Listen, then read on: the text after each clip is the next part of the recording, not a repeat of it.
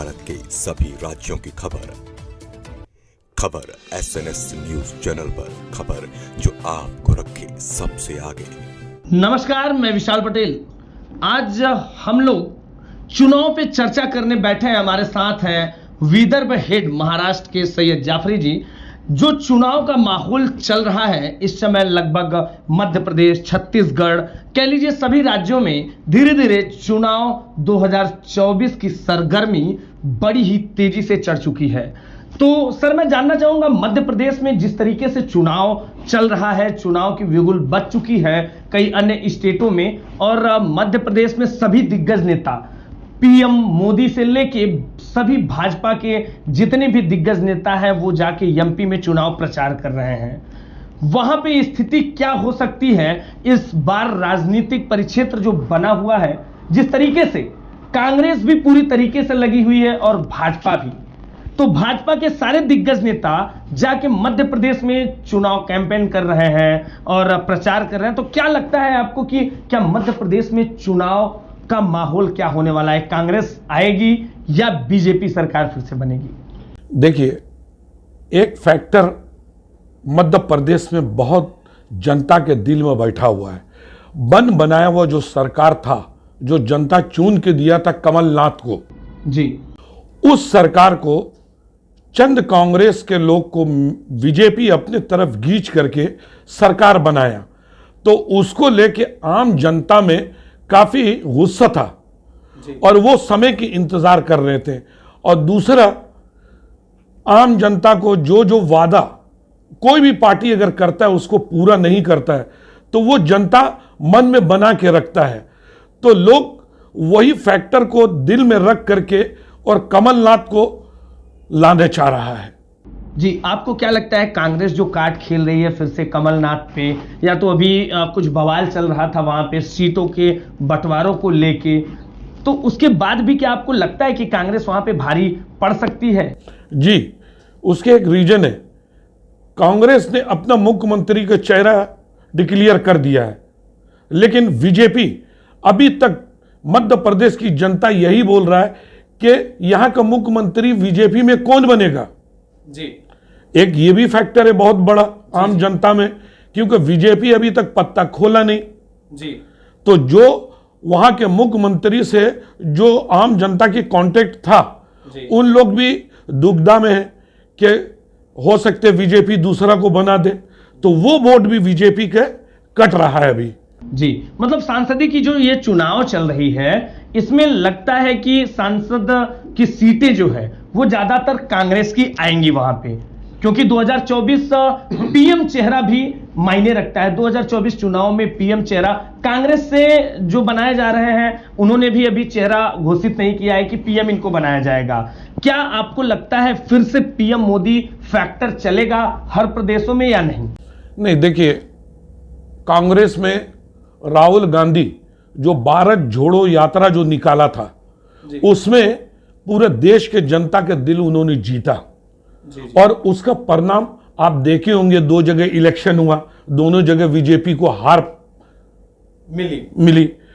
तो आम जनता ये चाह रहा है कि ऐसा प्रधानमंत्री हो जो सब्जी मार्केट में जा रहा है, गैरेज वालों को यहां जा रहा है, वेटरों के साथ जा रहा है, आम जनता के बीच में दुख तकलीफ झेल रहा है। और फिर एक फैक्टर जो भारत देश में अभी ज्यादा चल रहा है, मणिपुर जी। मणिपुर में खुद राहुल गांधी जाके वहां का लोग का दुख दर्द जाना, लेकिन अभी तक प्रधानमंत्री खुद नहीं गया।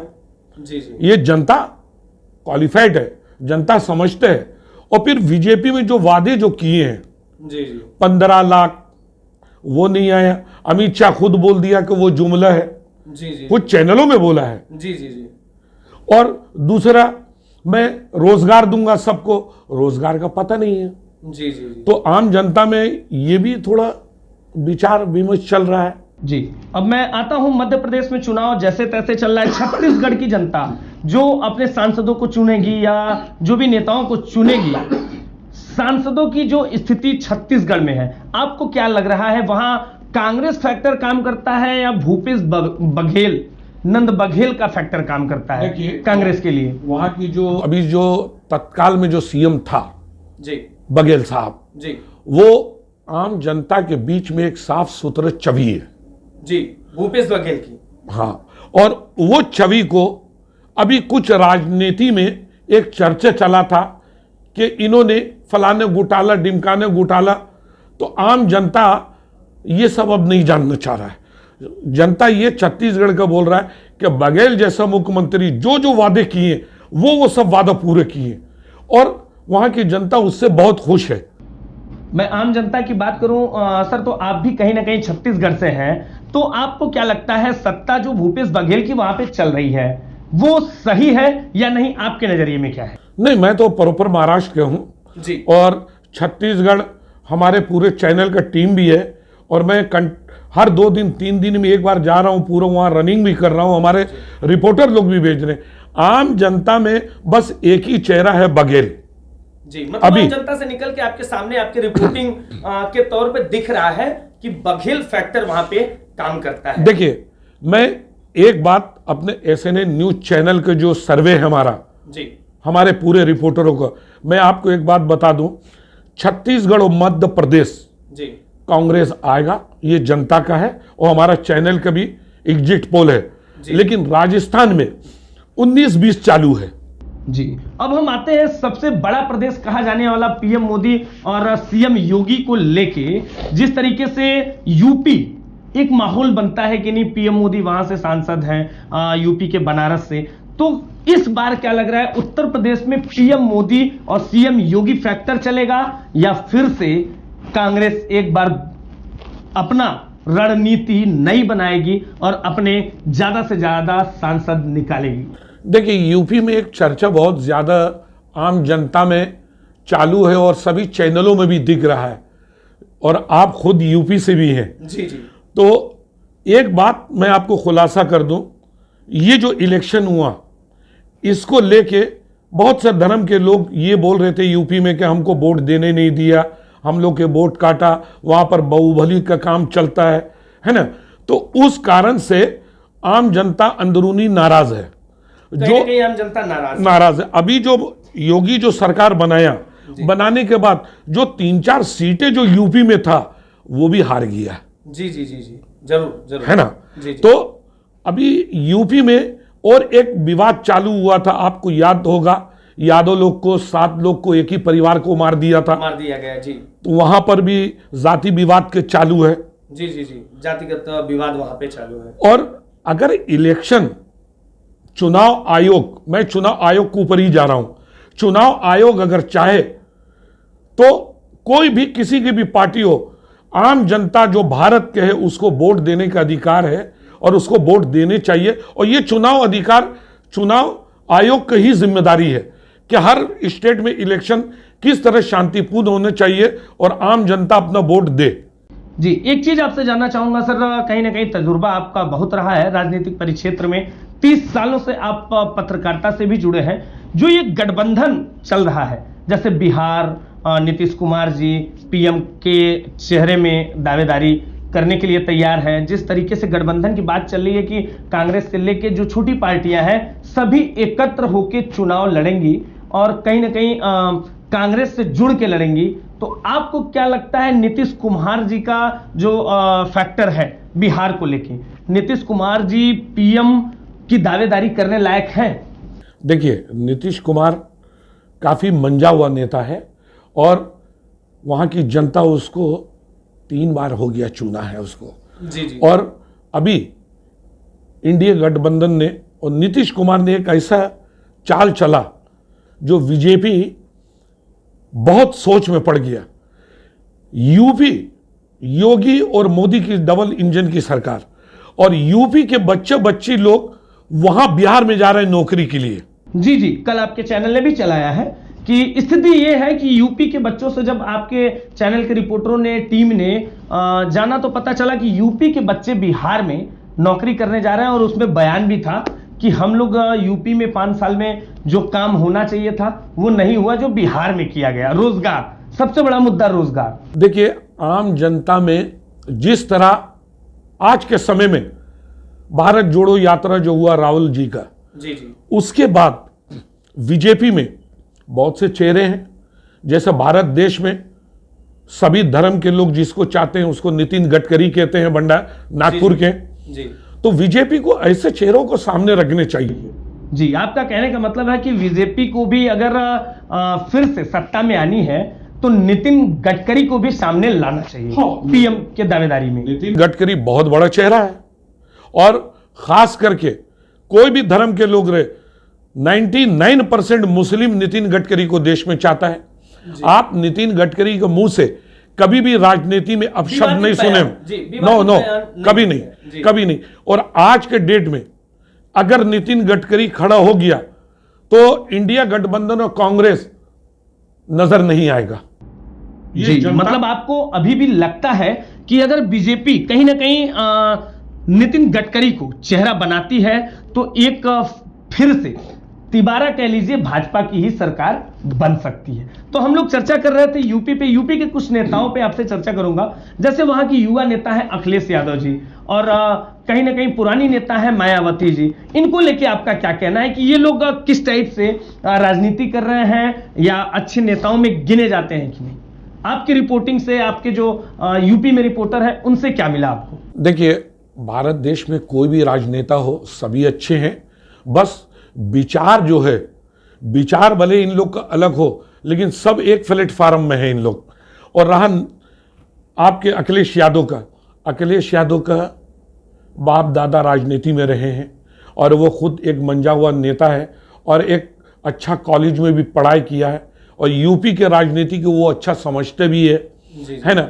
अभी आपको शायद याद हो, कुछ दिन पहले एक सीट का चुनाव था तो उन्होंने ही, जहां बीजेपी आज तक हारा नहीं, वही गढ़ में एक छोटा बच्चा 10 साल के बच्चे को खड़ा करके चुनाव लड़वा दिया उन्होंने। वो बच्चे ने जीत गया। जी, चुनाव उस रतन यादव नाम है उस बच्चे का। वो बच्चा चुनाव में बहुत ही तेजी से प्रचार किया और चुनाव जितवाया जो वहां के कैंडिडेट थे। मैं आता हूं अब सर, आपसे एक चीज और जानने की कोशिश करूंगा। दिल्ली को लेकर चलते हैं लोग। केंद्र में बैठी हुई, कह लीजिए दिल्ली में पूरे बैठी हुई केजरीवाल जी की सरकार, उनका माहौल क्या आपको दिख रहा है? आपके कई स्टेट में आपकी रिपोर्टिंग चल रही है, आपके चैनल की रिपोर्टिंग चल रही है, तो आप उनके बारे में क्या कहना चाहते हैं? जैसे आपके महाराष्ट्र में भी मैंने देखा कि केजरीवाल की टीम बढ़ती जा रही है, तो आपको क्या लग रहा है आने वाले समय में केजरीवाल पीएम हो सकते हैं? नहीं, देखिए, 2 स्टेट केजरीवाल का है और आम पार्टी की जो कार्यकर्ता हैं, जैसे महाराष्ट्र हुआ, छत्तीसगढ़, झारखंड, बंगाल, बिहार, यूपी, ये सब जगह सक्रिय नहीं है इन लोग। जी। उसके लिए बहुत मेहनत लगना पड़ेगा, उनको बहुत मेहनत करना पड़ेगा। और केजरीवाल एक अच्छा कैंडिडेट है, जो वादा करते हैं आम जनता के लिए वो करते भी हैं, लेकिन वही आम जनता तक पहुंचाने के लिए उसके लिए समय बहुत लगेगा ये सब स्टेटों में। हाँ जी, अन्य स्टेटों में। अब हम आते हैं सर महाराष्ट्र में। महाराष्ट्र में लगभग पूरी तरीके से आपकी टीम रन कर रही है, पब्लिक के बीच में जा रही है, समस्याओं को उठा रही है। तो पब्लिक से महाराष्ट्र को लेके क्या निकल के आ रहा है कि जो इस समय सरकार चल रही है भाजपा की, तो पब्लिक से आपको क्या रुझान मिला कि पब्लिक के बीच से क्या निकल के आ रहा है कि क्या यहां पे सांसदीय का जब चुनाव होगा तो सीटें बढ़ेंगी या घटेंगी? देखिए, महाराष्ट्र में बाल ठाकरे एक ऐसे चेहरा है जो महाराष्ट्र की जनता के दिल में है और महाराष्ट्र को उन्होंने बहुत कुछ दिया जी। तो उनके पुत्र और शरद पवार, ये एक ऐसा कैंडिडेट है, पीएम के दावेदार है शरद पवार जी। तो इन लोग को लेके, और तीसरा चेहरा है महाराष्ट्र में नाना पटोले जी, महाराष्ट्र प्रदेश कांग्रेस के अध्यक्ष हैं। तो आम जनता उनको वोट दे के सरकार बनाया, बीजेपी ने वो सरकार गिरा करके उन्हीं लोग का पार्टी का आदमी को अपने पार्टी में खींच करके सरकार बनाया। तो जनता जिसको वोट दे के चुनता है वो एक आस रखता है कि ये मेरा कैंडिडेट मेरा काम करेगा। जब वो पार्टी बदलता है तो जनता समय की इंतजार करता है। और आम जनता में अभी जो हमारे रिपोर्टर, मैं खुद जो रनिंग करता हूं, आम जनता बोलता है कि बीजेपी एक तो विकास नहीं किया महाराष्ट्र में, जी। और दूसरा जो हम लोग सरकार बनाते उसको तोड़ने का काम करता है। तो कहीं ना कहीं जनता अंदरूनी बहुत गुस्से में है। जी। और महाराष्ट्र में मैंने आपको बताया, अगर नितिन गडकरी को सामने रख दे तो बीजेपी फिर भी आ सकता है। जी। और महाराष्ट्र में नहीं, पूरा देश में अगर नितिन गडकरी को महाराष्ट्र में नहीं रखा जी। तो इलेक्शन में बीजेपी को बहुत बड़ा नुकसान हो सकता है। जी। क्योंकि जो लोग को बीजेपी ने लिया है, जी। डिप्टी सीएम देवेंद्र फडणवीस से अभी मराठा आरक्षण जो जी। जी। चालू था, कितने सरकार की गाड़ियां फूंक दिया, कितना राजनेताओं का घर जला दिया, ये भी एक फैक्टर है। भी एक फैक्टर है, जरूर जरूर, ये एक फैक्टर है, बहुत बड़ा फैक्टर है महाराष्ट्र में। और फिर हमारे जो विदर्भ पे जो 11-12 जिले हैं हमारे विदर्भ में, इसमें भी विकास जो है ना नथिंग है। जी। मैं बात करूं मैं विदर्भ की, तो विदर्भ के 13 जिलों में हमने भी रन किया और देखा है, यह सच्चाई है कि यहां पे विकास के नाम पे जीरो है। क्योंकि यहां रोड नहीं है, यहां नाली नहीं है, यहां एजुकेशन की जो भंडारा जिले में जो होने चाहिए, भंडारा, गोंदिया, गढ़चिरौली, चंद्रपुर, एजुकेशन जो कॉलेज यहां होने चाहिए वो कॉलेज यहां नहीं है, नहीं है। और दूसरा बात, जो महाविकास आघाड़ी सरकार में जी। जो लोग वोट दे के जीतवाए थे और उस सरकार को गिरा करके जो इन्होंने बनाया, अगर इन्होंने विकास की ओर जाता तो जनता इसको फिर चुन के देता। लेकिन विकास नथिंग है। और जब से ये बैठा तब से महाराष्ट्र में जातिवाद और आंदोलन एक बहुत बड़ा फैक्टर है, बहुत बड़ा फैक्टर है महाराष्ट्र में। और मैं आपको और एक बहुत बड़ा खुलासा कर दूं, महाराष्ट्र में ये विदर्भ सोना का चिड़िया है। यहां रेती, मैग्नीज, दान, पीतल, गुड़ सब यहां पर है। और उसके बाद भी आप यहां आंकड़े देख लीजिए, किसान सबसे ज्यादा आत्महत्या विदर्भ में किए हैं जी। सबसे ज्यादा ये सरकारी आंकड़े, हम लोग की आंकड़ा नहीं है। जी जी, सरकारी आंकड़े हैं कि विदर्भ में किसान कहीं ना कहीं पूरी तरीके से परेशान है, बहुत परेशान है किसान। और यहां घोटाला, इतने घोटाला है, इतने घोटाला है। लेकिन आज लगातार आपकी टीम ने, एसएनएस टीवी टीम ने, न्यूज फ्लेम की टीम ने रन किया है कि रेती से लेके मैग्नीज चोरी लगातार हो रही है, जो कि सरकार की नजरों के सामने से ये चीजें जा रही हैं, उसके बाद भी इस पे ध्यान नहीं दिया जा रहा है। ये तो सर और आपको एक बहुत बड़ा खुलासा कर दूं मैं अपने चैनल के द्वारा, आम जनता जो न्यूज देखते हैं वो दिल दिमाग में रखता है। और एक राष्ट्रीय स्तर का नेता चंद्रशेखर बावनकुळे चैनल में आके और इंटरव्यू देता और न्यूज फ्लैश होता है कि मैं बहुत जल्द एसआईटी जांच बैठाया हूं और बहुत लोग गिरफ्तार होगा, उसमें कम से कम 500 करोड़ का घोटाला है और मैं एसएनएन न्यूज चैनल जो खुलासा कर रहा हूं उसका भी मदद लूंगा। वो फैक्टर वो बोल के चैनल में वो बंद कर दिया। और महाराष्ट्र के डिप्टी सीएम जो है देवेंद्र फडणवीस, उन्होंने भी इंटरव्यू दिया 3 बार, उन्होंने भी ऐसे, मतलब 2013 से आप इंटरव्यू लगातार चला रहे हैं, लेकिन तरीका यह है कि आज 2023 है और अभी तक कोई कार्रवाई, कोई जांच नहीं हुई है, नहीं हुआ है। विशाल जी, मैं आपको महाराष्ट्र को और एक खूबी आपको बता दूं, महाराष्ट्र की जनता बहुत शांति है और बहुत अच्छे हैं, लेकिन राजनेता लोग कुछ जातिवाद में बंटवा दिया था। लेकिन अब महाराष्ट्र की जनता की एक ही आवाज है, मुझे विकास चाहिए, रोजगार चाहिए, एजुकेशन चाहिए जी। और एजुकेशन, रोजगार अगर कोई है तो वो है नितिन गडकरी देश में।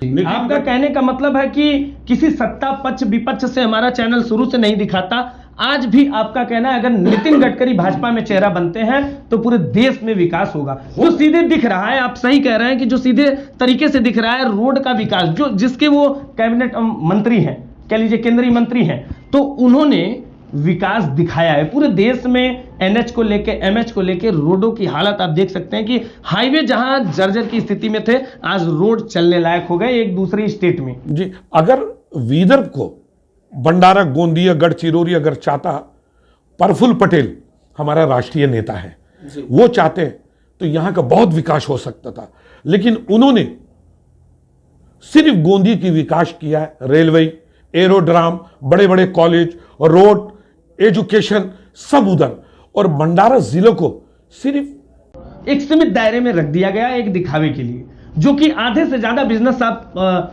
खुद जानते हैं, रन करते हैं, दिखाते भी हैं चैनल पे कि भंडारा से किए जाते हैं। भंडारा से। और भंडारा में आपको एक बात खुलासा कर दूं मैं आज अपने चैनल में, भंडारा के जनता ने, पूरे महाराष्ट्र की जनता, नाना पटोले जब साकोली में चुनाव लड़ा, उस समय बीजेपी का पूरा देश में बोलबाला था जी। सरकार भी उसका था महाराष्ट्र में। उस समय प्रधानमंत्री खुद साकोली आए थे, और आए थे डॉक्टर परिणय फूके के लिए, उन्होंने वोट मांगे थे जी। और बहुत से मुख्यमंत्री और नेता आए थे। तो महाराष्ट्र की जनता जो है ना, अब जातिवाद नहीं चाहते, उन लोग बोलते हमारे लोकल नेता है और ये यहां का मट्टी से जुड़ा हुआ है। तो उस समय नाना पटोले जीत के आए थे जी। और जीत के आने के बाद नाना पटोले को राहुल गांधी ने महाराष्ट्र प्रदेश कांग्रेस के अध्यक्ष बना दिया, और बनाने के बाद इन्होंने महाराष्ट्र में कांग्रेस को इतना मजबूत कर दिया। आज के डेट में अगर उद्धव ठाकरे साहब को और शरद पवार को एक सेट रख करके सिर्फ बीजेपी और कांग्रेस में फाइट हो तो कांग्रेस आ जाएगा जी महाराष्ट्र में।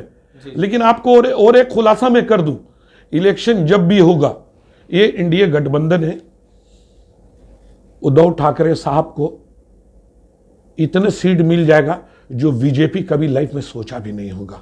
मतलब इस बार के आंकड़े ये आपको दिख रहे हैं। जी जी जी जी। और अगर बीजेपी को अपने आप को मजबूत करने हैं, तो उनको नितिन गडकरी को सामने रखना पड़ेगा, पंकजा मुंडे जी, ये एक सब चेहरा है जी जी, एक ब्रांड है, एक बीजेपी में कह लीजिए कि चेहरा है, पीएम मोदी के बराबरी के चेहरे हैं। तो ये महाराष्ट्र की जनता अभी ये चाह रहा है। और आपको शायद याद होगा, नितिन गडकरी एक स्टेटमेंट दिया था देश में कि मेरे यहां फूल माला मत लेके आना, मेरे यहां काम मांगने के लिए आना, कितना काम चाहिए रोड का। जी जी जी जी, है ना जी। तो नितिन गडकरी की ये एक पहचान है। और महाराष्ट्र में 99% मुस्लिम उसको बहुत चाहते हैं। क्यों? उसकी यहां कोई भी धर्म के जाते तो खाली ही नहीं जाता है, बोलते काम लो। आज ताजबाग के लिए कितने 100 करोड़ दिया उन्होंने ताजबाग को, हजारों लाखों लोग को वहां घर चल रहा है, वहां खाना, तबर्रुक, महाप्रसाद सब चल रहा है। ये गडकरी जी का देन है। जी जी जी। लेकिन बीजेपी में एक फैक्टर चला है कि जिसका नाम ज्यादा होता है, काम ज्यादा होता है, उसको आप नीचे दबा दिया जाए, नीचे दबा दो। ये जनता का कहना है। हाँ, ये जनता के कहने है। और जनता ये चाह रहा है कि नहीं, मेरे लिए इन्होंने काम किया, मुझे यही चाहिए।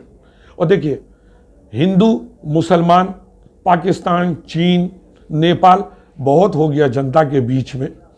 अब जनता का यहां तक, मैं जब इंटरव्यू लेता तो जनता बोलता है हम लोग का अंडरवियर तक फट गया है। अब अंडरवियर भी नहीं है हम लोग को पहनने के लिए। जी जी। अब हम लोग को सिर्फ रोजगार चाहिए। रोजगार चाहिए। आप कब तक मंदिर मस्जिद लड़ाते रहेंगे। अब लोग को रोजगार दीजिए, एजुकेशन दीजिए, विकास दीजिए। और महिला लोग, हमारे घर में हमारे 3 बहू है। मैंने अपने बहू को कभी बोलता हूं कि किसको वोट देना है, तो बोलते हम आपको क्यों बताएंगे, मेरे ही परिवार के तीनों बहू का और मेरे बेटा लोग का अलग अलग मत है। तो इस देश में 140 करोड़ की आबादी है, तो आप क्या सोचते हैं, क्या सब सिर्फ मंदिर मस्जिद ही में जाएगा क्या? जी जी। उसी का कारण है कि बीजेपी को बहुत जगह, बहुत स्टेट हारना पड़ा। जी जी। अब बीजेपी को रोजगार में ध्यान दे, अच्छे जो नेता बीजेपी में उसको ध्यान दे, और उनके पार्टी में जो कुछ लोग हैं उन लोग को भी थोड़ा सा ट्यूनिंग जो है आम जनता में। अभी राजस्थान में बीजेपी के एक नेता ने गलत स्पीच दे दिया कि मस्जिद और गुरुद्वारा ये आतंकवादियों की जगह। इस तरह का अपशब्द बोलना, भारत देश में वो भी जो कहा जाता है कि एक मिलनसार देश है जिसमें हर जाति के समुदाय के लोग रहते हैं, और यहाँ पे स्थिति ये इस टाइप के स्टेटमेंट भड़काऊ है। और अभी वही नेता खुद माफी मांग रहा है, बोलते मैं मस्जिद और मदरसा बोल रहा था, गुरुद्वारा निकल गया। तो भैया आप क्यों किसी धर्म को टारगेट करेंगे? धर्म को नहीं बोलना चाहिए। अगर आपको धर्म को टारगेट करने हैं तो ये गलत है। मैं आम जनता से मैं जब चर्चा करता हूं तो जनता मुझे हिंदू समाज के लोग बोलते हैं लाल किले में 38,000 मुस्लिम शहीद हुआ, वहां पर लाल किले में लगा हुआ है। तो इस देश में सभी धर्म के लोग कुर्बानी दिए, खून बहाए। आप देश में रोजगार, एजुकेशन, विकास दे दीजिए, इस पे बात कीजिए, ना कि जातिगत चीजों पे बात कीजिए। अच्छा, और दूसरा आप 13-14 स्टेट में आपके चैनल भी चल रहा, मैं भी आप ही के अंडर में भी हूं, लेकिन आपको और एक बात मालूम है, कोई पत्रकार आवाज उठाया देशद्रोही है, कंडनी मांग रहा है, ब्लैकमेलर है, इसको अंदर डाल दीजिए, तो पूरे देश का पत्रकार भी डरा हुआ है, सहमा हुआ है। लेकिन जो ईमानदार है वो डरेगा नहीं। आप देखे होंगे जितने ऑनेस्ट मीडिया वाले चैनल छोड़ दिया, जी, लेकिन गुलामी नहीं किया।